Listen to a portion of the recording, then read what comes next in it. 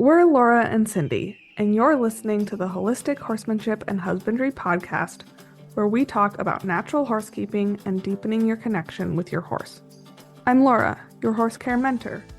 I teach natural horse management practices after working with over 200 horses and seeing how current industry standards are compromising the health of the horse. And I'm Cindy, your horsemanship mentor, offering a proven and unique approach to creating deep connections with your horses from 20 plus years of experience, including working with wild Mustangs. If you enjoy this conversation, please leave us a 5-star review wherever you're listening to us so we can get this podcast into the ears of more passionate horse people. Today, our topic is going to be a bit of a thought-provoking one, and I think is something that we can all relate to in one way or another. And the topic is when we know we could be doing better, but we don't. And for me personally, I can think about how that shows up in my life, in my own self-care. So I'm going to start there because my self-care has direct effect on how my horse care goes. And so I am pretty active and I would like to consider myself pretty fit, but I also know that I'm not as physically fit as I have been or I could be. And so I see it show up in many things that I do, especially around the barn. Lifting those bags of feed are a little bit heavier. Trying to throw my saddle, and I say throw because I'm 5'2" and my horse is 15'2". So yes, I am swinging my saddle up on top of his back, and it's harder than it used to be. I don't have the upper body strength that I did, or riding in the saddle, my legs will start getting sore than they need to be, and I set the intention because I know a woman my age is losing muscle mass, and it's important for me to exercise. Get in the gym. I have a nice gym 3 or 4 times a week and do some strength training, some cardio stuff. And it would be so strongly beneficial for myself and for my horses. And yet I don't do it. Every morning, it's so much nicer to have my coffee and check my email and meditate and cuddle my cat. And then the next week, I'm going to start next week, and it just isn't happening. So for me personally, I see where I do that. And I also see where a lot of my clients, and if you're listening to me, and you know I'm talking about you, then do better, damn it. We work on the same things all the time. And it's not because they're stupid, and it's not because I'm a lousy teacher. It's because they're that important. Yeah. And everything takes time and practice. And it's not just practice, it's practice. It's I want to say perfect practice, but I really don't like the word perfect. But it's practicing the right way. Yeah. Not just doing it the way you've always done it. And so we have to interrupt our muscle memories, and we have to interrupt our habits, and we have to be aware. You know, we talk all the time about the 3 awarenesses. We have to be aware of how we are doing it. And if we know we have a better way of doing it, we need to pause and breathe and take the time that it takes to do it the right way, the new way, the better way, so that we're laying down the muscle memory and creating a new habit. So why don't we do that? For me, it's because I'm in my head about something, maybe adjacently related or maybe completely unrelated, where I've decided that something else is more important. So an example I'm experiencing right now is I have a very short window on Saturdays where I get to go and actually ride.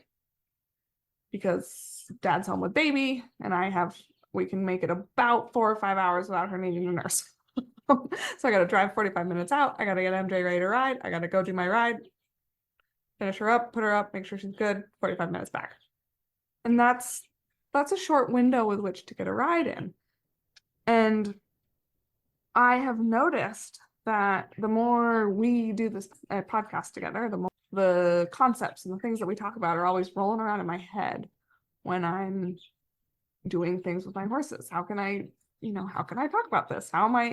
Especially, am I living up to what is coming out of my mouth? That is extremely important to me. Yeah. And I have noticed a pattern of, I've said multiple times, horse should be able to be tacked up while ground tied. If not, then that's where we need our focus to be, not on the ride. And what I've caught myself doing is having her lead rope just in the crook of my arm. And just that amount of that weighted lead rope and that pressure of in the crook of my arm is enough for her to stand still, even if she doesn't want to. And I caught myself like, oh, I know better. I am, it doesn't look like it from the outside looking in. It looks like there's a horse standing there getting her saddle on. But I tested it last Saturday. What happens if I drop this? Oh, you're out of here. Wow.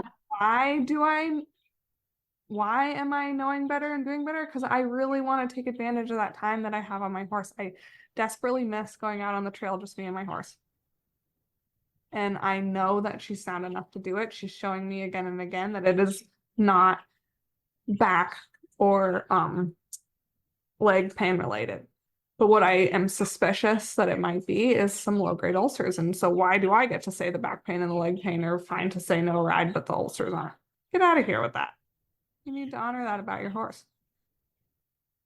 There's other ways that I know that I've been guilty, and I know that other people are guilty, is we all live busy lives. And we have our horses because they bring us joy. And for me, having my own horses outside of, being a trainer and all that stuff, but just me having my own horses,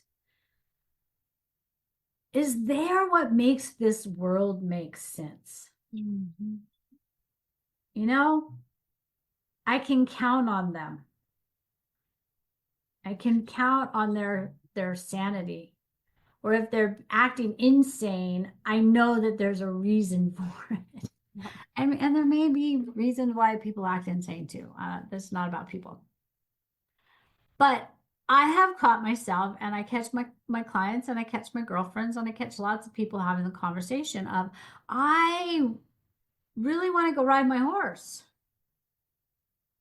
I really want to go to the barn. For me, I really want to go outside and work with my horses. Because I know it's going to make me feel better. And I know it's going to make them feel better. And I know it's why I have them. But stuff gets in the way. Oh, first I need to do this. First I need to take care of that. First I better do this. Oh gosh. Do I really have the right to be out there playing when my husband's doing this and I told him I would do that and I haven't done it? So I guess what I'm saying is, I don't think it's finding excuses. I think it's allowing other things to get in the way of your time with our horses when we know, like I just said, my horses are what makes the world make sense. I need them as much as they need me. But yet, and if I am like, okay, forget it. I don't care. I'm going out and spending an hour with my horse, whatever we get done in an hour. And then I'll come back and deal with everything. And I feel so much better. And like I have a plan to do something and they're showing me that they need me to help them with something else in our relationship. And so I let go of the jump on bareback and go just have fun. Yeah. And we work on that specific thing, even though I didn't want to do training, but now we're doing training because that's what they need. And I walk in the house feeling so much better. So it's interesting because I think that we all are guilty of knowing that we could be doing better. I don't want to use the word should because I hate that word, but we all know we could be doing better. And we know that being better would actually enhance life, whatever way. But yet we still procrastinate on it. Well, and is it procrastinating? And I think sometimes it is. And then there's also, everything you mentioned of clean the house, be a good spouse, like those societal pressures come in that says you have to check off your chore list before you can go spend time with your horse. And is that really what's best for your mental, physical, spiritual, and emotional health and your horse's mental, spiritual, and emotional health? And I don't have the answer for that for anybody, but it's an important consideration to make. I think I think each of us, that's an answer that only each of us can answer for ourselves. I keep coming back to the horses and the relationship with the horses and how many different ways does that play out? We know that the approach that we take to tacking our horses isn't correct, but it's faster and it's easier and it gets us out on the trail faster. What do you mean by the approach that we take? Good question. There's a mindless way to go about tacking your horse and getting to what you want to be doing. And there's a mindful way of doing it. When we're in a hurry, for whatever reason, we want to get on the trail, we have people waiting for us, we're late for the lesson, we've only got an hour, whatever it is, we get so goal-oriented that we are hurriedly brushing or talking to our friends and just brushing everywhere. We're not even at all aware of how our horse is receiving us. And we slap the blanket on, we slap the saddle on, and we might do it hard, we might not even notice that they pinned their ears back when we did it. We're really quickly doing the cinch. We're missing all the signs because we're mindless about it. We're thinking about what we have to do or what we want to do, and we're missing the opportunity to have the connection with our horses. For me, it's never about what I'm doing with the horse. It's always about how am I doing it with my horse? Am I doing it to my horse or am I doing it with my horse? So the mindful way, which doesn't actually take more time, it takes more awareness. It takes more groundedness. It takes more presence. It takes more connection, that heart and soul connection with your horse, where you're like, how are you feeling today? I'm not just going to brush your back. I'm going to brush your back and run my fingers along your dorsal latimus muscles and feel, are you sore along the spine? I might squeeze your muscles here and there.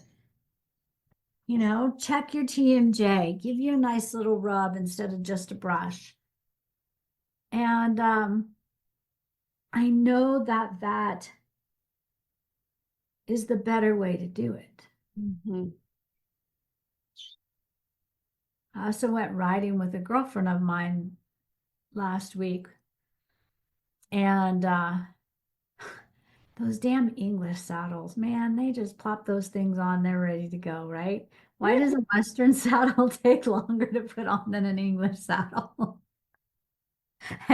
And so she was ready to go, and she's a mom of two, and I know she's always on a time frame, and so I caught myself rushing through the process with Rocky, and I felt really bad, and she caught it too. She's an instructor, she's a teacher, she's an experienced, savvy rider, and she's like, hey, Cindy, you can slow down, I'm in no hurry. I just have to figure out how the hell I'm going to get on this big horse without a mounting block. So I'm busy over here. And I'm like, oh no, you just use that rock or that rock or that rock. Yeah. He's used to all three of them. But I mean, that's how it comes up for me when I think the biggest thing that stands out for me. I mean, there's a lot, Laura, with what you do on your nutrition, your focus on proper nutrition and hoof care and all of those balanced things. Not that I'm not, but that's your specialty. I'm sure you have a lot of examples of how we know better, but we don't do better.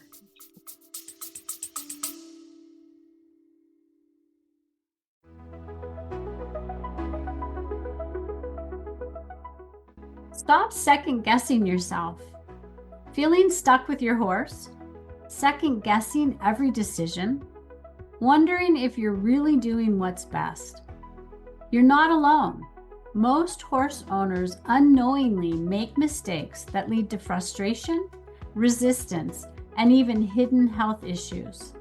That's why we're hosting the Secrets to the Horse-Human Experience you've always wanted, so you can gain the clarity, confidence, and knowledge to make the best choices for your horse.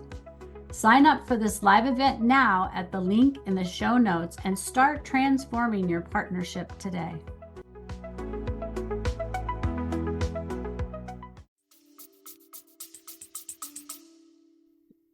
And that's a really interesting one. And it's funny that it's another one I'm coming up against personally. But a huge example is metal shoes. You talk to most horse owners, they know that a barefoot hoof is a healthier hoof than a shod hoof with a metal open back shoe. That's fairly well accepted in today's horse knowledge arena. But the fear and the social pressure and the what ifs of that potential rehab that you can find yourself in to go from the unhealthy metal shod hoof with compromised tissues and circulation to the healthy barefoot horse hoof is too big of a mountain for many, many, many horse owners to climb. The social pressure of, I'm not going to ride my horse for 6 months, maybe. I don't know how to fit boots. I don't know how to do boots. I don't know if my barn's going to support me with boots, and I don't want my horse to be in pain. I know my farrier right now probably isn't going to be able to get me barefoot, and I don't know who else to call. I know my diet's not quite right, and I can cover it up by keeping that shoe on. And my horse's hooves might fall apart when I take it off. For me, it's been the hay over and over again. My horse eats a grain hay. I know better. I tell myself I can't do better. I am bumping up against right now. Is that really true? And I'm just challenging it a little bit. And so I guess it's just really important to recognize those moments of cognitive dissonance within yourself. I know I should be tuned into my horse when I'm saddling them up at the trailer instead of yakking with my girlfriend across the truck. What am I going to do about that? Am I going to say, hey, let's catch up once we're on the trail. I really want to make sure I'm prepared right now. And tune into my horse? Or am I going to allow the pattern and what is normal and what is expected of me to win over what's best for my horse? The potential awkwardness of, hey, I really just want to commune with my horse right now. If you're one of my friends and you're listening to this, you will literally never get anything but a hell yeah from me if you ever say that to me. And I will probably say, I should be doing the same. But not everybody's like that. And who do you want to ride with? That's another one. Do you know better than going out with some people that you're going out with? And why are you still doing it? Change is hard. It is. We, like our horses, are creatures of habit. And we, unlike our horses, have a choice Yeah. to change a habit that we know is not healthy for either ourselves or our horses. Where our horses don't have that choice, I believe that they might recognize some things that aren't good for them, but that's a rabbit hole I don't think I want to go down. But I think the question, I like what you said, where you kind of ask yourself, you check in with what you're doing and you ask yourself, is this the best that I could be in this moment? There's a spiritual saying that in every moment, strive to be the grandest version of yourself. Can we do that? Can we do that? Can we do that for ourselves? Can we do it for our health, our horses? And do we have the right to expect that of our horses if we're not doing it ourselves? Right. Yeah, that's hypocritical. I agree with that statement 100%. I don't think it's fair to ask your horse to be disciplined and physically fit and emotionally fit and mentally behaved when we ourselves are not modeling that. Today, we were doing some new groundwork stuff, and I was having trouble figuring out how I wanted to ask. And MJ and I were kind of just having a very awkward time around each other where nothing was happening in the way we wanted it to, but I was experimenting with what happens if I do that, what happens when I do that. And she stayed with me, even though nothing of note happened. And at the end, I said, thank you for being really messy with me. I needed that point of messiness to figure out where I wanted us to go. And she just looked at me, yeah, good, okay. And that honoring of on the way to our next level is going to be messy, but we're in it together and we have reasonable expectations for ourselves in that moment. Mm-hmm. So I would like to believe that, and I'm questioning myself, do I know this to be true?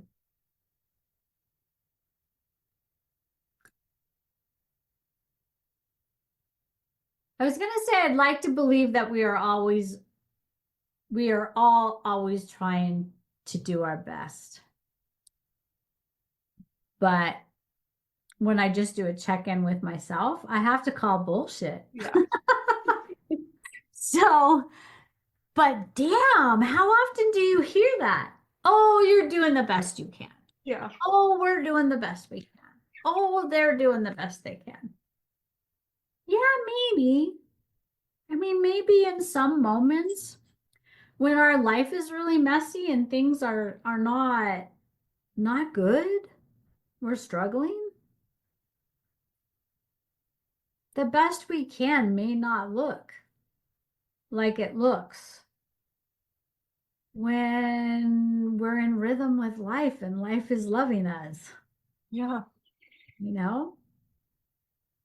Like right now, I've got some major, messy, life-changing stuff bubbling up, and I have to at moments remind myself, I just, as long as I just keep trying to be still and be present and do the best I can in that moment, that's good enough.